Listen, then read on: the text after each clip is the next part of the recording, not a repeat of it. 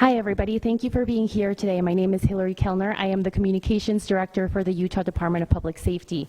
This evening, we have FBI Director Patel, FBI Deputy Director Dan Bongino, Special Agent in Charge Robert Bowles, Governor Spencer Cox, Lieutenant Governor Deidre Henderson, and Commissioner Anderson, as well as Commissioner Bo Mason, as well as some local partners here present with us today.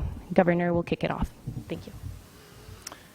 Ladies and gentlemen, thank you for joining us here tonight. We appreciate the media and the partnership we have with you in helping us to get information out to the public so that we can catch this assassin and hold him accountable. We are going to share a portion of a video and that we have of the suspect, as well as some new stills. Those have already been released, but we want to make sure that they get as much attention as possible so that we can get help from the public in tracking down this evil human being. So we're going to cue up the video right now. Show that. I've asked Commissioner Bo Mason if he would narrate to you what is happening in this video. Thank you, Governor. Bo Mason, Commissioner for the Utah Department of Public Safety. If you look up to the top left, you'll see the building where the shooter was proned out in the top left corner. We'll go ahead and play that video, and I'll narrate as we walk through that. So here you see the suspect ran behind that upper building. He's going to come out on the right, moves to this far right corner. As he does, he's going to climb off the edge and then drop down to the ground. As he did that, he left some palm impressions. There's some smudges, some places we're looking to collect DNA. There's a shoe imprint where we believe the suspect is clearly identified as wearing Converse tennis shoes. Again, we'll replay that again so you can get another view of that. It's important to note his black t-shirt, his black pants, and there appears to be some white on the soles of those Converse tennis shoes. Those are all identifiable items that we're looking for. In the stills that are going to follow this, you're going to see a very distinctive t-shirt with an American flag and appears to have an eagle on it. There's also a baseball cap with a triangle on it and a pair of sunglasses. All distinctive, all things that we would ask the public to look for and try to identify if they know someone who has those items, who has been seen wearing those items. We're looking for all that information. Here you see the suspect after dropping off the building. He moved around across this grassy area, around the parking lot. We're going to pan to the right.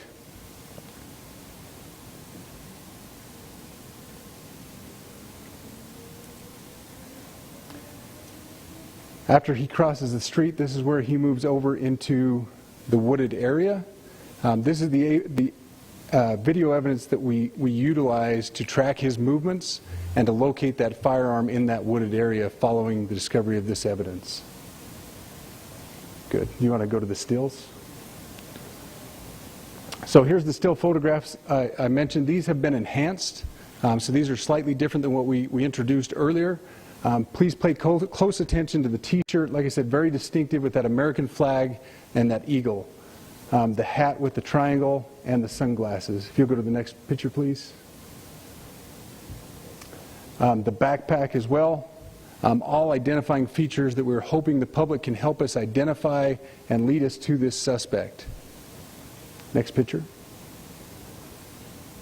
And again, there's a better picture of the hat with that triangle logo, and again the t-shirt. Blue jeans, and you get a good look at those Converse tennis shoes as well. We have pushed these out. We'll continue to push these out, and we just ask for the public's cooperation through the public. The tips that have been coming in are what are giving us our next leads and enabling us to continue to further this investigation. We've had great cooperation from the public, and we're continuing to ask for that as we move forward. Thank you, and I'll turn the time back over to Governor Cox. Thank you so much, Commissioner Mason. I want to thank Director Patel and his team. It's great to have them on the ground with us tonight. We've had several briefings, and he's had an opportunity to walk the crime scene. We appreciate our local law enforcement here. Again, we have Mike Smith, who is the county sheriff here. We have all of our local chiefs of police that are here as well, all working hand in hand with the state and with the FBI as we move forward with this investigation. Now, I'll just give you a little warning. We will not be taking any questions at this time. We're giving you the latest information we have, being as transparent with everything that we have. But I do want to share a couple things that I think are important. We cannot do our job without the public's help right now.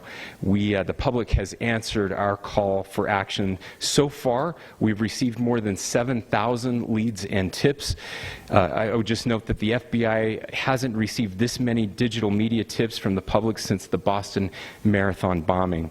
This case also highlights the dedication of our law enforcement community. We have 20 federal, state, and local law enforcement partners that are working shoulder to shoulder to find the person who committed this horrific crime. With their support, we've completed nearly 200 interviews. As you're aware, as has already been reported, the FBI is offering a $100,000 reward for information leading to the identification and arrest of the person responsible for the murder of Charlie Kirk. We also continue to implore the public to support this investigation and come forward with any information. We are truly hopeful that this video and new photos will lead to even more tips. We are processing. We have an incredible team, a state and federal team working together to process those tips. We are going out in tandem to interview any potential person of interest or suspects. But we need, again, we need as much help as we can possibly get. Any videos or photos that you might have, the public, should be submitted to our digital media tip line, which is www.fbi.gov/Utah Valley shooting, all lowercase. Again, that is fbi.gov/Utah Valley shooting, all lowercase. You can also provide general tips about the shooting by calling 1-800-CALL-FBI. That's 1-800-CALL-FBI, or at tips.fbi.gov. This is, I would just say, this is not just a local matter here in Utah. We have people all over the country that are helping to bring this perpetrator to justice for Charlie Kirk and his family. I will just add as well that, as was mentioned, there is a lot of forensic evidence that is being processed right now at both the state lab and the federal labs, and federal lab on the East Coast. So we are working in tandem together. I would also just add a word of note for those people who are spending so much time on social media. I think Charlie said it best, that when things get bad, we should put our phones down and spend a little time with our families. There is a tremendous amount of disinformation. We are tracking our team, the state team, and I'm sure the federal team as well. What we're seeing is our adversaries want violence. China, we have bots from Russia, China, all over the world that are trying to instill disinformation and encourage violence. I would encourage you to ignore those, to turn off those streams, and to spend a little more time with our families. We desperately need some healing. We'll have more to say about that in the days and weeks to come. More than anything, we are going to catch this person. Last thing I will just say is we've been working with our attorneys, getting everything that we need, affidavits ready, so that we can pursue the death penalty in this case, and that will happen here in the state of Utah. Again, to the public, to those who are grieving, thank you for your prayers. I know we are feeling those prayers. I know the Kirk family is feeling those prayers as well. We pray that God will bless our nation at this very dark time. We can start healing by finding this perpetrator and holding him accountable, and we need your help to do that. Thank you.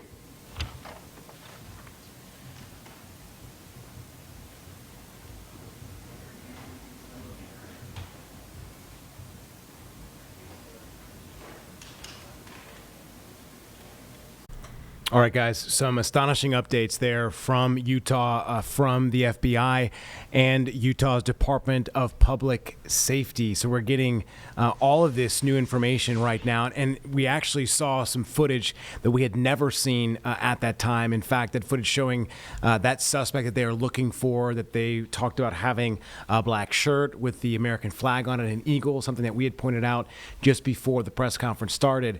And then you saw that man cross the rooftop of UVU's campus on the LaCie Center, and then dropped down, I would say, 10 to 12 feet from that building, went over to that grassy area, crossing the street, and then going into that wooded area where that rifle was found. So still, this person is at large, and it seems that that $100,000 reward is still also available for any movement and developments in this case. So I want to make sure that I make sure to give you all the updates. Again, the shooter is at large, and that manhunt continues tonight. That prominent conservative political activist Charlie Kirk, who died, they are looking for more information from the public. And as we saw, Kash Patel was there.